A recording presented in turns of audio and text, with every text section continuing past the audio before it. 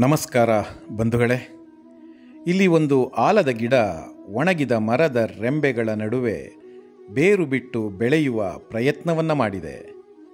ಹಕ್ಕಿಯ ಹಿಕ್ಕೆಯಿಂದ ಬಿದ್ದ ಆಲದ ಮರದ ಬೀಜ ಉತ್ತಮ ಮಣ್ಣು, ನೀರು, ಗೊಬ್ಬರ ಏನೂ ಇಲ್ಲದೆ ಇರುವ ಸವಲತ್ತಿನಲ್ಲಿಯೇ ಬೆಳೆದು ನಿಲ್ಲುವ ಪ್ರಯತ್ನದಲ್ಲಿದೆ.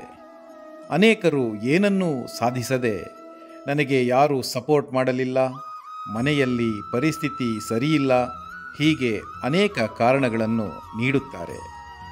ಬೆಳೆಯಬೇಕೆಂಬ ಛಲವೊಂದಿದ್ದರೆ, ಸತತ ಪ್ರಯತ್ನ, ದೃಢ ಸಂಕಲ್ಪವಿದ್ದರೆ ಇರುವ ಸವಲತ್ತಿನಲ್ಲಿಯೇ ಬೆಳೆದು ನಿಲ್ಲಬಹುದು. ಪ್ರಕೃತಿಯಲ್ಲಿ ಸಾಧನೆಯ ಜೀವನಕ್ಕೆ ಸ್ಫೂರ್ತಿ ನೀಡುವ ಈ ರೀತಿಯ ಅನೇಕ ನಿದರ್ಶನಗಳು ಸಿಗುತ್ತವೆ. ಅವುಗಳನ್ನು ಗಮನಿಸಿ ಬದುಕಿಗೆ ಅಳವಡಿಸಿಕೊಂಡು ಬೆಳೆಯುವುದು ಜಾಣತನ. ನಮಸ್ಕಾರ.